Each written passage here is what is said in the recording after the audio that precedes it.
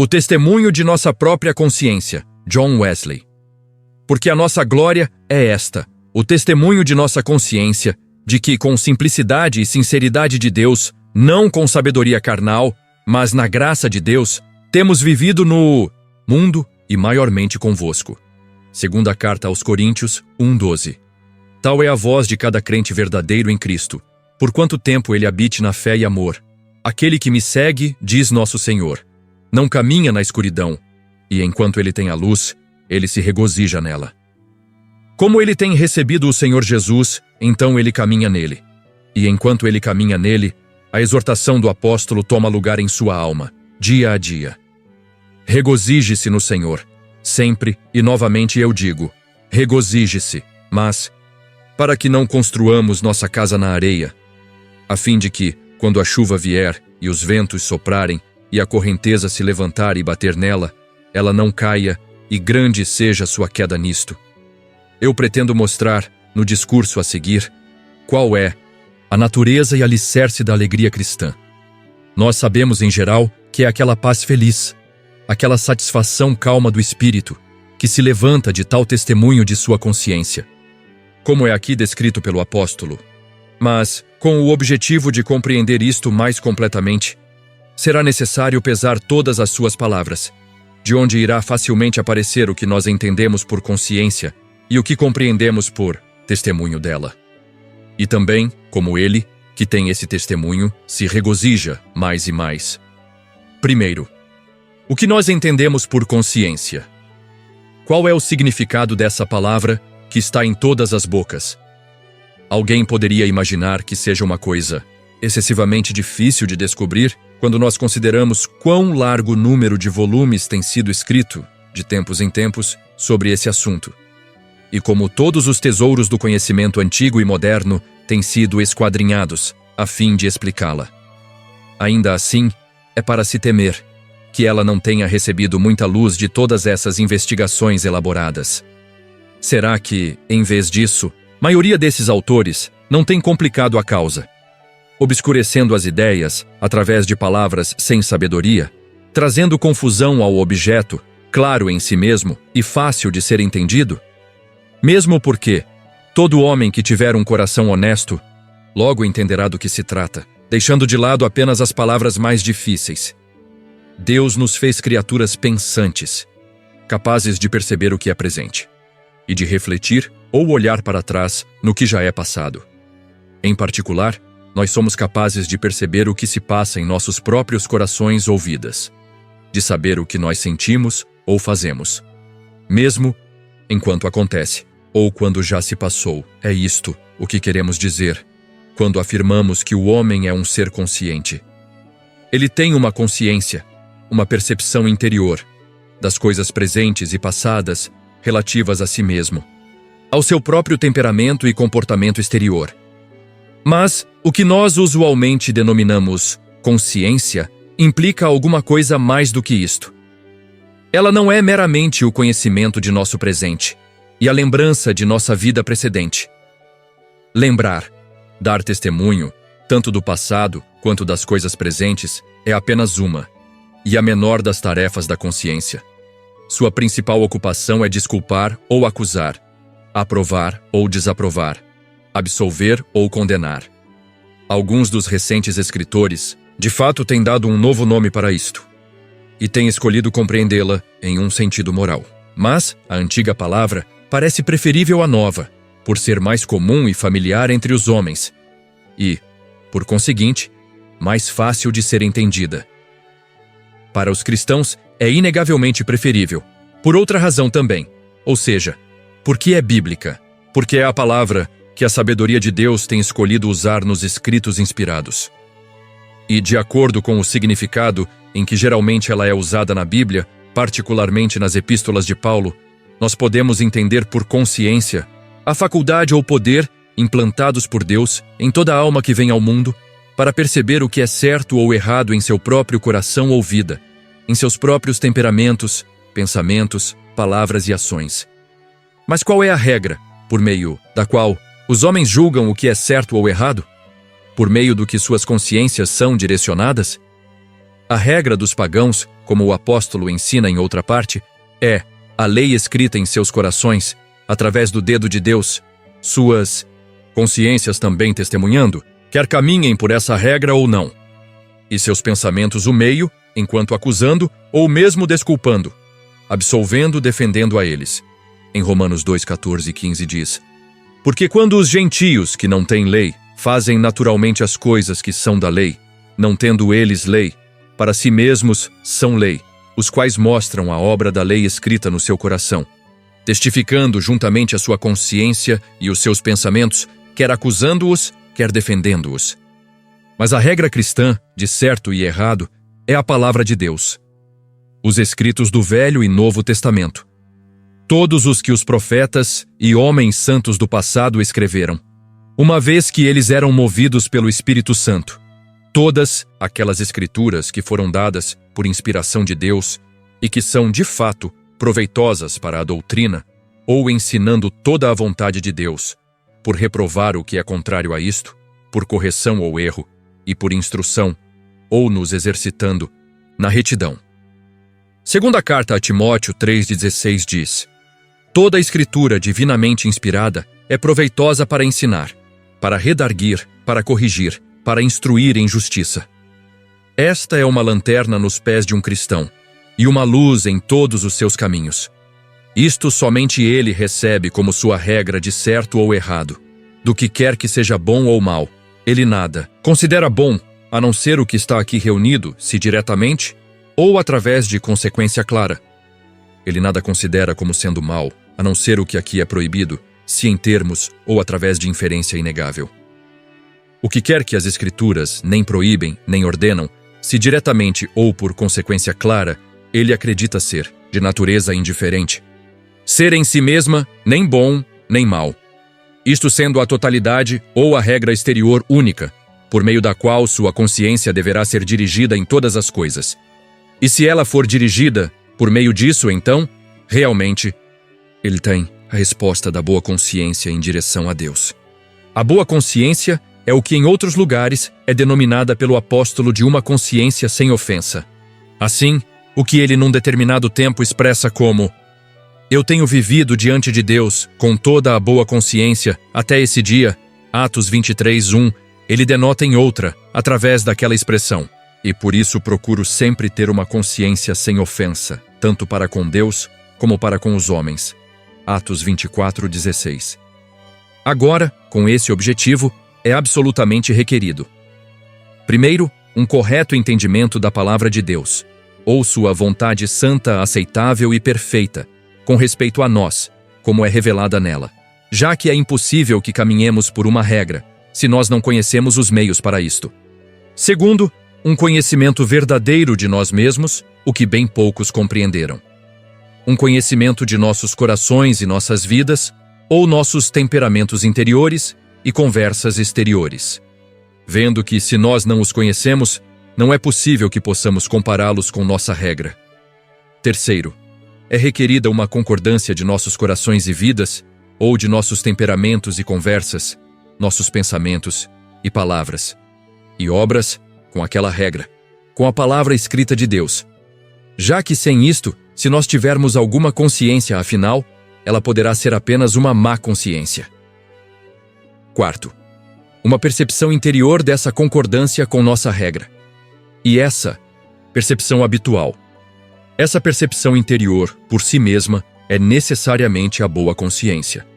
Ou em outra frase do apóstolo, a consciência sem ofensa para com Deus e para com os homens.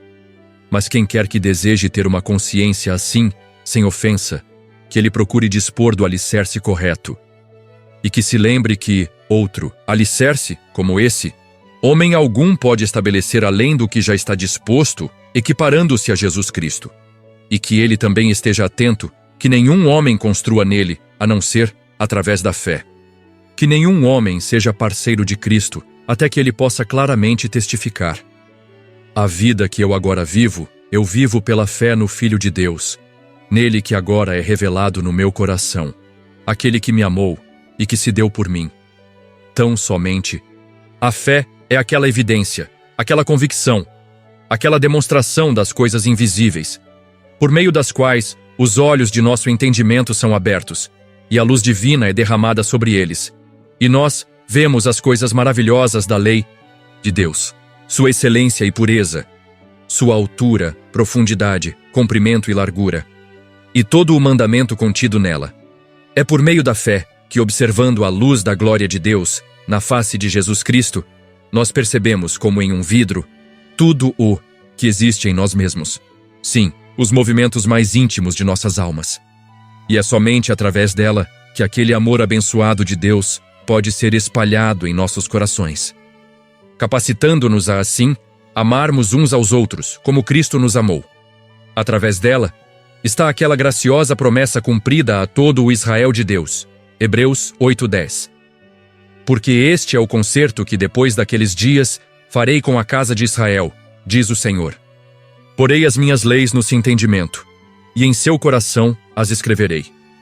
E eu lhes serei por Deus, e eles me serão por povo, produzindo em suas almas, por meio disto, uma completa concordância com sua lei santa e perfeita, e trazendo para o cativeiro todo o pensamento para a obediência de Cristo.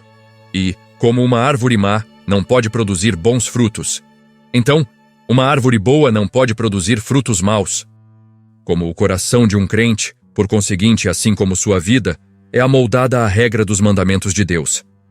Pela consciência disto, ele pode dar glória a Deus e dizer com o apóstolo: este é nosso regozijo, o testemunho de nossa consciência, que na simplicidade e sinceridade divina, não com a sabedoria da carne, mas através da graça de Deus, nós temos nossa conversa no mundo. O apóstolo, no original, expressa isto por uma simples palavra, cujo significado é excessivamente amplo, falando em toda a nossa conduta. Sim, todas as circunstâncias interiores e exteriores, se relativas à nossa alma ou nosso corpo. Ela inclui todo o movimento de nosso coração, de nossa língua, nossas mãos e membros corpóreos. Ela se estende a todas as nossas ações e palavras, ao emprego de todos os nossos poderes e faculdades, a maneira de usar cada talento que temos recebido com respeito tanto a Deus como ao homem. Nós temos nossa conversa no mundo, e mesmo no mundo do descrente. Não apenas entre os filhos de Deus, que são comparativamente um número menor, mas em meio aos filhos do diabo, em meio daqueles que jazem na maldade, em meio ao pecaminoso. Que mundo é este? Como nosso Deus é bom e faz o bem, então o Deus do mundo e seus filhos são maus e praticam o mal, tanto quanto podem. A todos os filhos de Deus. Como o Pai deles, eles estão sempre esperando em emboscada, ou caminhando ao redor, buscando a quem possam devorar, usando de fraude ou força, astúcias secretas ou violência aberta, para destruírem aqueles que não são do mundo, continuamente opondo-se às nossas almas e através de armas novas e antigas, e conselhos de todos os tipos, esforçando-se para trazê-las de volta para as armadilhas do diabo, para a estrada larga que conduz à destruição. Nós temos tido nossa completa conversação em tal mundo na simplicidade e sinceridade santa. Primeiro, na simplicidade. Isto é o que nosso Senhor ordena, sob o nome de olho único. A luz do corpo, diz ele, é o olho. Se por conseguinte teu olho for um só, todo o seu corpo deverá estar cheio de luz. O significado disto é que, o que o olho é para o corpo, a intenção é para com todas as palavras e ações. Se, portanto, esse olho de tua alma for único, todas as tuas ações e conversa deverão estar cheias de luz, da luz dos céus, do amor, paz e alegria no Espírito Santo. Nós somos, então, simples de coração, quando o olho de nossa mente está singularmente fixado em Deus, quando em todas as coisas nós direcionamos a Deus somente nossa porção, nossa força, nossa felicidade, nossa grande e excedente gratificação, tudo que é nosso, no tempo e na eternidade. Esta é a simplicidade. Quando o olho firme, uma intenção singular de promover sua glória, de fazer e suportar a sua abençoada vontade, corre através de toda a nossa alma, preenche nosso coração e é a fonte constante de todos os nossos pensamentos, desejos e propósitos. Nós temos nossa conversa no mundo, Em segundo lugar, em sinceridade santa. A diferença entre simplicidade e sinceridade parece ser principalmente esta. A simplicidade cuida a intenção em si mesma, a sinceridade da execução dela. E essa sinceridade não diz respeito apenas às nossas palavras, mas a toda a nossa conversação, como descrito acima. Não deve ser entendida aqui em seu sentido restrito, no qual o próprio Paulo a usa algumas vezes, falando a verdade, ou se abstendo da fraude, da astúcia e dissimulação, mas em um significado mais amplo, atingindo o objetivo que almejamos por meio da simplicidade. Concordantemente, aqui ela implica que nós, de fato, façamos e falemos tudo para a glória de Deus. Que todas as nossas palavras não estão apenas apontadas para isto, mas presentemente conduzem a isto. Que todas as nossas ações fluem dessa mesma correnteza, uniformemente subserviente a essa grande finalidade, e que, em toda a nossa vida, nós estamos nos movendo direto em direção a Deus. E isto continuamente, caminhando firmemente na estrada da santidade, nos passos da justiça, misericórdia e verdade.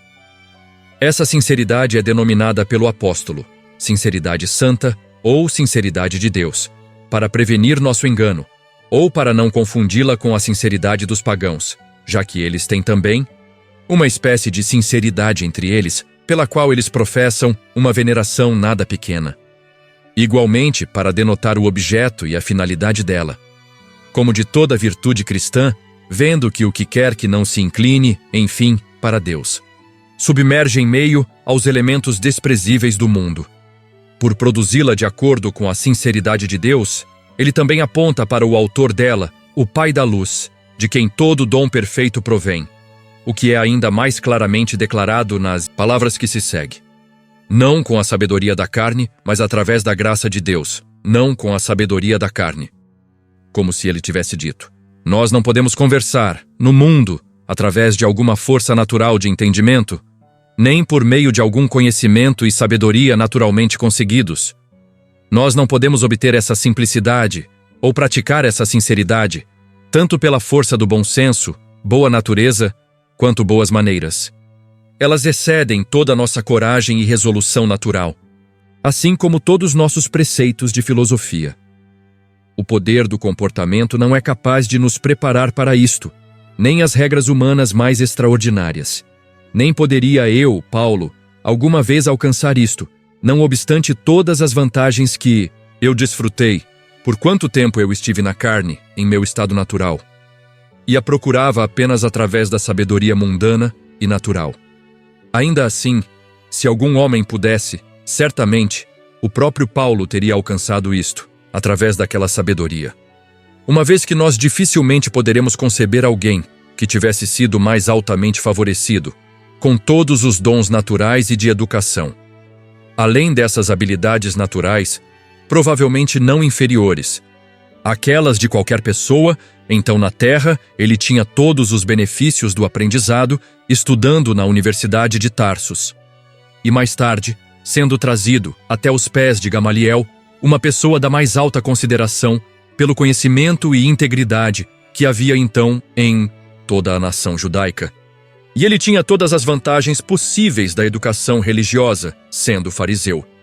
O filho de um fariseu, preparado na mais estreita seita ou profissão, distinguida de todas as outras por uma mais eminente severidade.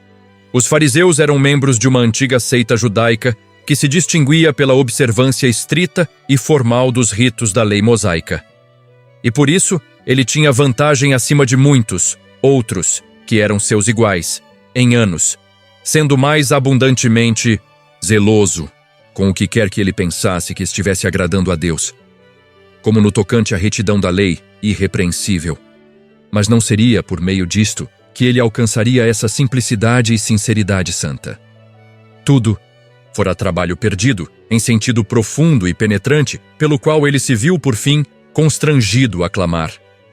Mas o que para mim era ganho, eu o reputei perda por Cristo, e na verdade, tenho também por perda todas as coisas, pela excelência do conhecimento de Cristo Jesus, meu Senhor, pelo qual sofri a perda de todas essas coisas, e as considero como esterco, para que possa ganhar a Cristo, e seja achado nele, não tendo a minha justiça que vem da lei, mas a que vem pela fé em Cristo, a saber, a justiça que vem de Deus, pela fé. Filipenses 3, 7 a 9. Não poderia ser que alguma vez, ele tivesse alcançado isto, a não ser pelo conhecimento excelente de Jesus Cristo, nosso Senhor. Ou pela graça de Deus. Uma outra expressão quase da mesma importância. Algumas vezes é entendido por graça de Deus aquele amor gratuito, aquela misericórdia imerecida, pelos quais eu, um pecador, através dos méritos de Cristo, sou agora reconciliado para Deus. Mas, neste lugar, é preferível que signifique aquele poder de Deus, o Espírito Santo, que opera em nós, tanto o desejar como o fazer o que é do agrado dele. Assim como no primeiro sentido da graça de Deus, seu amor redentor é manifestado para nossas almas. A graça de Deus, no segundo sentido, é o poder de seu Espírito que toma lugar dessa forma. Agora, nós podemos realizar através de Deus o que para o homem era impossível. Agora, nós podemos ordenar nossa conversa corretamente. Podemos fazer todas as coisas, na luz e poder daquele amor, através do qual Cristo nos fortalece. Nós, agora temos o testemunho de nossa consciência, o que nunca pudemos ter pela sabedoria da carne, para que na simplicidade e sinceridade santa nós possamos ter nossa conversa no mundo. Este é propriamente o alicerce da alegria cristã. Nós podemos agora, por conseguinte, rapidamente conceber como ele que tem esse testemunho em si mesmo regozija-se sempre mais.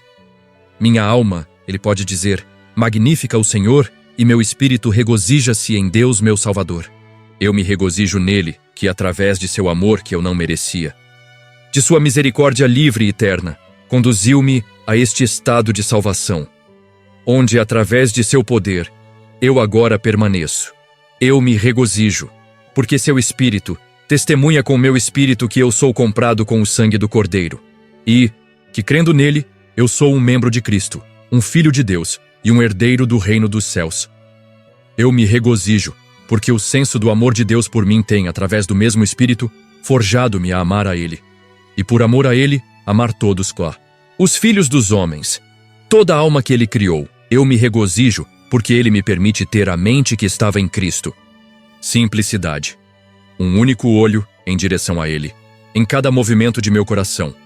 Poder sempre fixar o olho amoroso de minha alma nele que me amou e se deu por mim, para almejar a ele somente, em sua vontade gloriosa, naquilo que eu pensar, falar ou fazer. Pureza, desejando nada mais do que Deus. Crucificando a carne com suas afeições e luxúrias. Colocando minhas afeições em todas as coisas que estão acima, não nas coisas da terra. Santidade, a recuperação da imagem de Deus. Uma renovação da alma em busca de seu semblante. E sinceridade santa, direcionando todas as minhas palavras e obras, de modo a conduzir-me para sua glória. Nisto, eu igualmente me regozijo.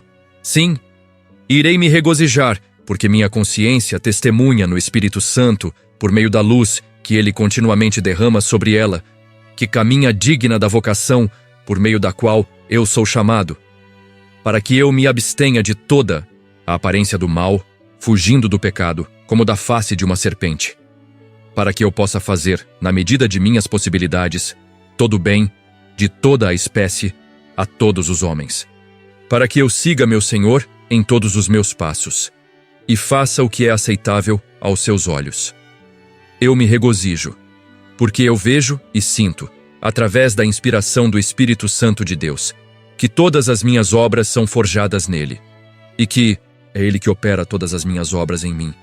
Eu me regozijo em ver por meio da luz de Deus que brilha em meu coração, para que eu tenha o poder de caminhar em seus caminhos, e que através de sua graça eu não vire de um lado para outro, andando a esmo. Tal é o alicerce e a natureza daquela alegria, por meio da qual um cristão adulto se regozija sempre mais.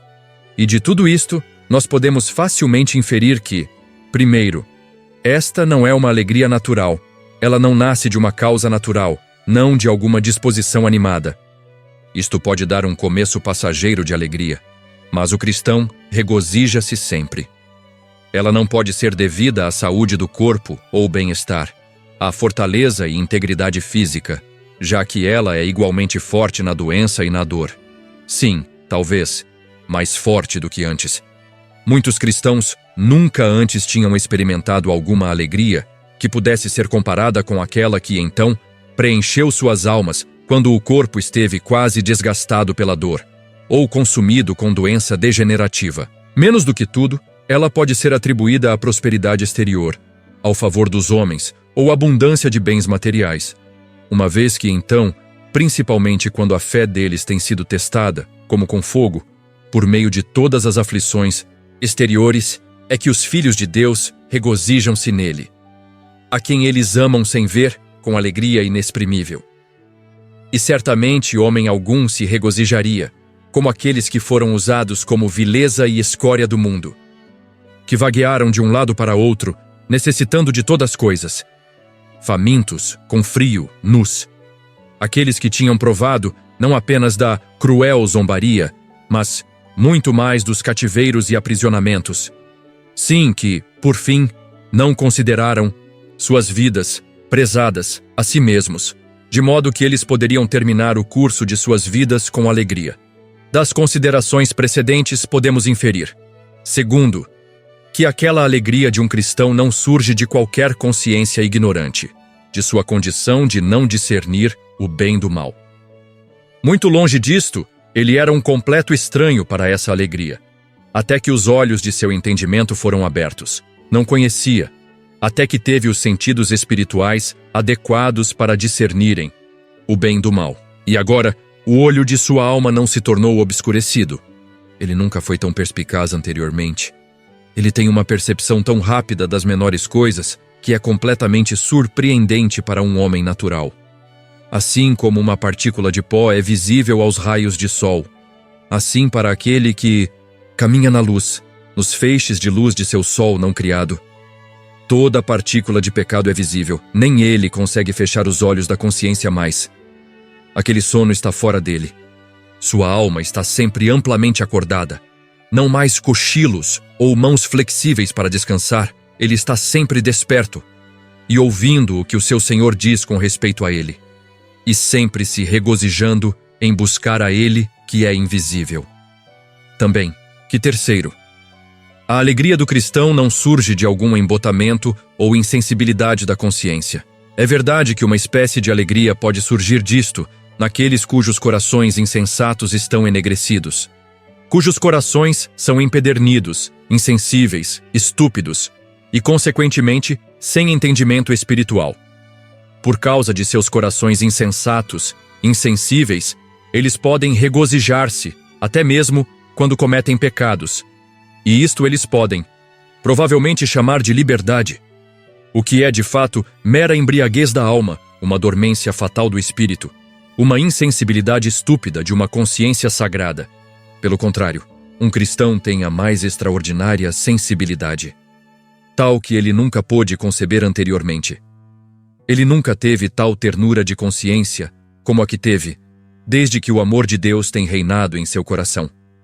E isto também é sua glória e alegria, aquela que Deus tem ouvido em suas orações diariamente. Oh, que minha terna alma possa voar, a primeira aproximação odiosa do mal, rápido, como a menina dos olhos, o toque mais leve do pecado sinta. Para concluir, a alegria cristã é a alegria na obediência, alegria em amar a Deus e manter seus mandamentos, e ainda assim não os mantendo, como se nós estivéssemos, por meio disto, cumprindo os termos das obras da aliança, como se por algumas obras ou retidão nossas estivéssemos à procura do perdão e aceitação com Deus. Nós já estamos perdoados e aceitos através da misericórdia de Deus em Jesus Cristo. Não, como se nós estivéssemos através de nossa própria obediência procurando ter vida, a vida da morte do pecado. Isto também nós já temos através da graça de Deus. Ele vivificou aquele que estava morto no pecado.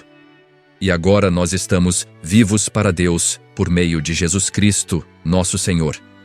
Mas nós nos regozijamos em caminhar de acordo com a aliança da graça, no amor santo e obediência feliz. Nós nos regozijamos em saber que, sendo justificados pela sua graça, não recebemos a graça de Deus em vão, que Deus, tendo livremente, não por causa de nosso desejo e realizações, mas através do sangue do Cordeiro, nos reconciliado consigo mesmo, nós cumprimos, nas forças que Ele nos tem dado, o desejo de seus mandamentos. Ele nos tem dado coragem na guerra e estamos felizes de lutar a boa luta da fé. Nós nos regozijamos através dele, que vive em nossos corações pela fé, para que nos agarremos à vida eterna. Este é o nosso regozijo, o que nosso Pai opera até aqui, de modo que não pela nossa força e sabedoria, mas através do poder de seu Espírito, livremente dado em Jesus Cristo, nós também operamos as obras de Deus. E Ele pode operar em nós o que quer que seja agradável a seus olhos. E a quem seja dado todo louvor para sempre e sempre.